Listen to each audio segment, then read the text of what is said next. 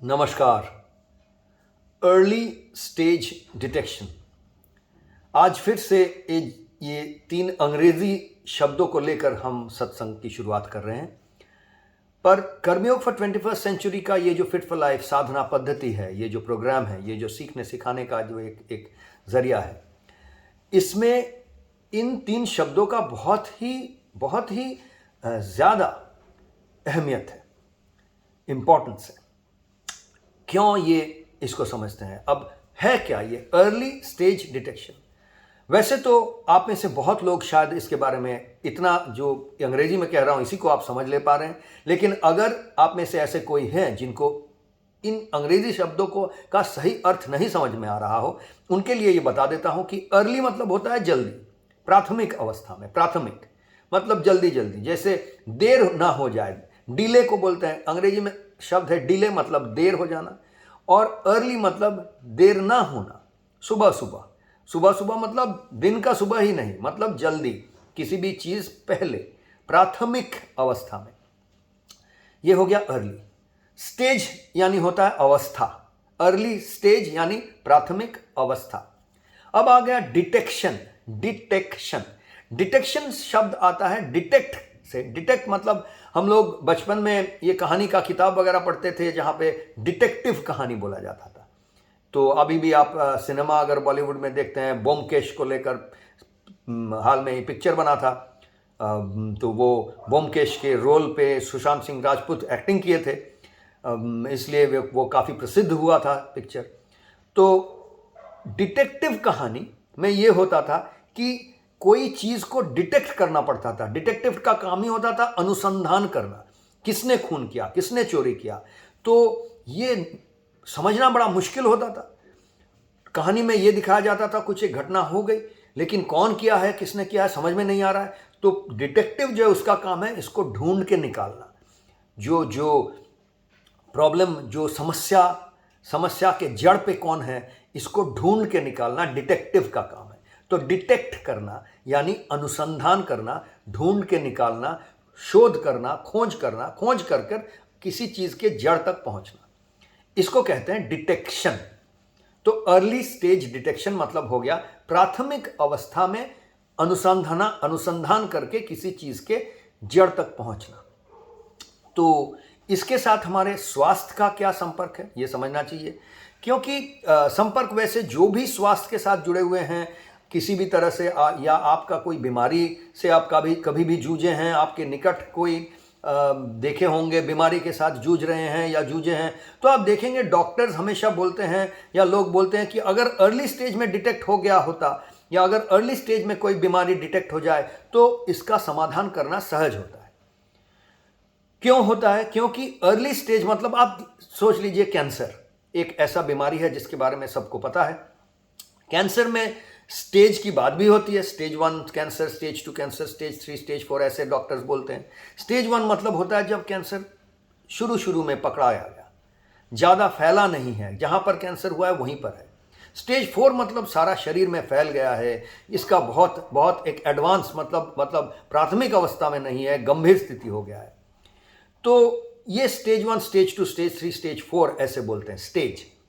इसी तरह से सिर्फ कैंसर, और ये पता है कि अर्ली स्टेज में अगर पकड़ा गया है तो उसको ट्रीटमेंट करने से, उसको दवा दारू करने से, डॉक्टर के पास जाने से डॉक्टर उसको आसानी के साथ सही सलामत आपको वापस भेज सकते हैं, आपका जीवन फिर से आप जी सकते हैं।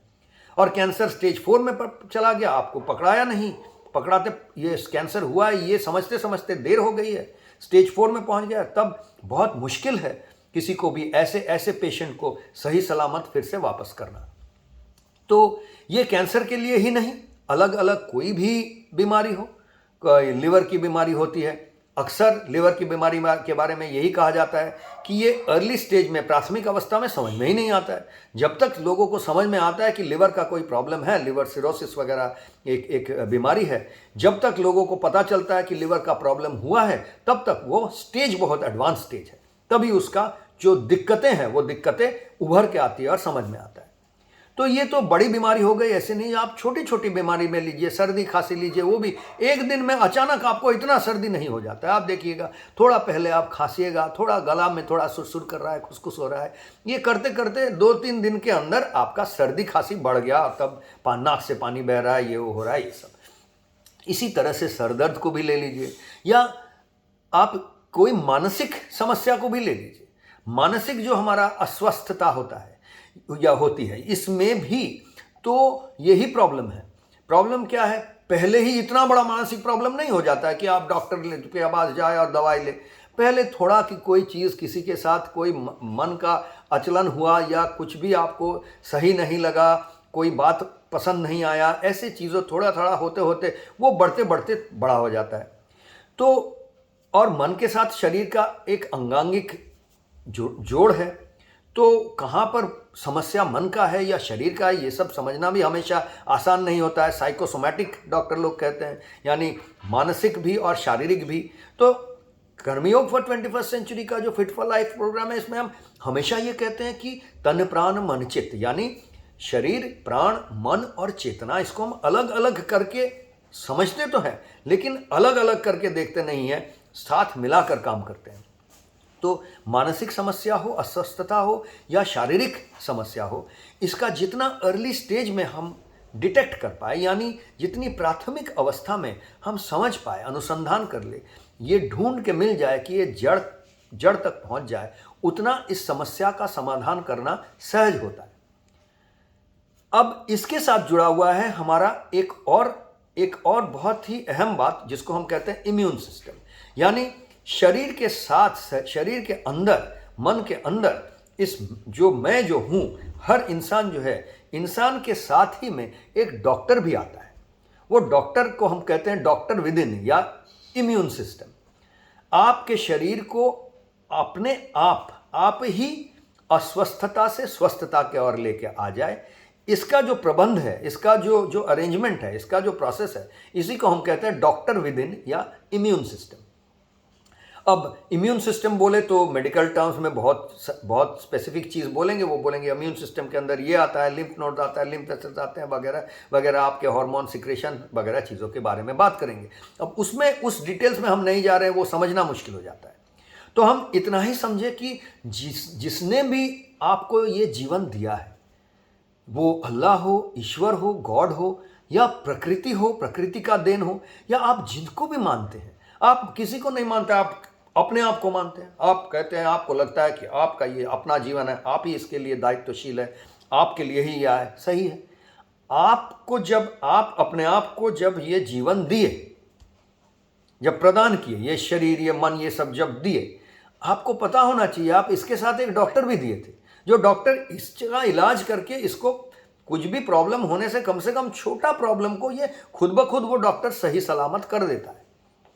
लेकिन ये समझना ज़रूरी है कि वो जो डॉक्टर है, वो डॉक्टर के पास उतना ही क्षमता है जितना, अगर प्रॉब्लम, समस्या छोटी हो, छोटी प्रॉब्लम को वो खुद ब खुद समाधान कर देता है। प्रॉब्लम जब एक हद से बाहर जाता है, तब वो खुद ब खुद समाधान नहीं कर पाता है, तब उसे स्पेशलिस्ट के पास जाना पड़ता है, डॉक्टर के पास जाना पड़ता है, बाहर का डॉक्टर के पास जाना पड़ता है, दवा दारू करना पड़ता है, हॉस्पिटल में भर्ती होना कर पड़ता है, ऑपरेशन करना पड़ता है, या इत्यादि कितने सारे अलग अलग चीज़, मेडिकल सिस्टम जो है, उस सिस्टम का सेवा लेने का ज़रूरत हो जाता है। लेकिन आप अर्ली स्टेज में, जितनी प्राथमिक अवस्था में आप अगर डिटेक्ट कर लिए हो, आपको समझ में आ गया हो कि ये प्रॉब्लम है और ये प्रॉब्लम अब बढ़ने वाला है, तब आप उसको अपने आप में ही, जो डॉक्टर है, आपके साथ एक डॉक्टर है, आप खुद उसको सही सलामत कर ले सकते हैं। और ये होता है, मैं तो कैंसर सर्दी ये बोल रहा था, एक और उदाहरण देना चाहता हूं। उस उदाहरण से आपको बिल्कुल एक धक्के में ये बात समझ में आ जाएगा। एक जो अभी हम पैंडेमिक की बात करते हैं, पैंडेमिक, कोरोना पैंडेमिक आया तो सब पैंडेमिक की बात करते हैं, पर एक और पैंडेमिक है, जिस पैंडेमिक से अस्वस्थता, जो सामूहिक है, पैंडेमिक मतलब सामूहिक, बहुत फैला हुआ है। कौन सा वो है? विशेषतः आप देखें तो शहरों में देखें तो ये वजन बढ़ने का जो एक बीमारी है, ओवरवेट हो जाने का, ओबेसिटी बोला जाता है, ये पैंडेमिक की तरह है।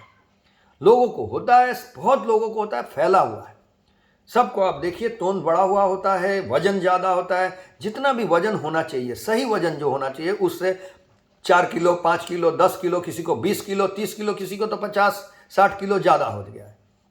लेकिन अक्सर देखा जाता है कि 5-10 किलो, 12 किलो वजन तो बढ़ा हुआ है ही लोगों का, शहर में लोगों को। तो जब ऐसा होता है तब वो जिम में भागते हैं, डॉक्टर के पास जाते हैं या डाइटिशियन के पास जाते हैं, अलग अलग तरह के प्रोग्राम्स करते हैं वजन घटाने के लिए, घटाते हैं फिर बढ़ता है, ये सब चलते रहता है एक चक्कर। लेकिन इसमें एक बात मैं कहना चाहता हूं कि वजन किसी का 10 किलो, 5 किलो तो एक दिन में नहीं बढ़ जाता है, संभव ही नहीं है।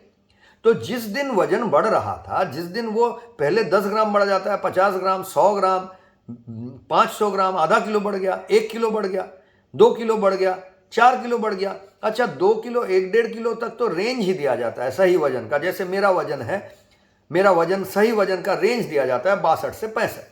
तो मैं कह सकता हूं कि एकदम मिडिल पॉइंट परफेक्ट वेट होगा 63.5। लेकिन मेरा 62 भी हो या 65 भी हो, मैं बोलूंगा ठीक ठाक है। और ऐसा मैं देखा भी हूं। और क्योंकि मैं साधना में लगा हुआ रहता हूं, तो सालों साल से वजन कभी भी ये 62 और 65 से इधर उधर नहीं जाता है, मूलतः वो बीच पॉइंट में ही रहता है। आप साधना में लगे रहे तो ऐसा ही होगा, लेकिन सही साधना नहीं कर रहे हैं तो वजन बढ़ता है। अच्छा, वजन बढ़ रहा है तो ऐसा कभी भी नहीं हो सकता है कि आपको मेरा वजन 62 से लेके एक दिन में 70 हो गया, ये तो नहीं हो सकता है। वो धीरे धीरे ही वो पहुंचता है। तो जब वो 62 से 65 हो गया था, 65 छूट रहा था, 64 हो गया था, 65 की ओर चला गया, तभी तो मुझे समझ जाना चाहिए। एक वेइंग मशीन सबके पास होना चाहिए, उसमें हम, तो ये अर्ली स्टेज डिटेक्शन हो गया। 70 होने के पहले 65 में ही मैं डिटेक्ट कर लिया कि प्रॉब्लम है, समस्या है, और उस समय बहुत आसानी से इस समस्या का समाधान हो सकता है। तो ये ही बात है जो हम कहने की कोशिश कर रहे हैं यहाँ पे, कि सचेतन होना। आप अगर सचेतन है तभी आपको समझ में आएगा प्रॉब्लम कहां पर है। प्रॉब्लम अर्ली स्टेज में आप खुद ब खुद सचेतन हो जाएंगे, आपको समझ में आ जाएगा कि समस्या है। नहीं होगा, आप सचेतन नहीं है, चित्त की साधना नहीं कर रहे हैं, तो प्रॉब्लम बढ़ेगा, समस्या ज्यादा होगा, तभी आपको समझ में आएगा। सर दर्द बढ़ेगा तब समझ में आएगा कि माइग्रेन हुआ है।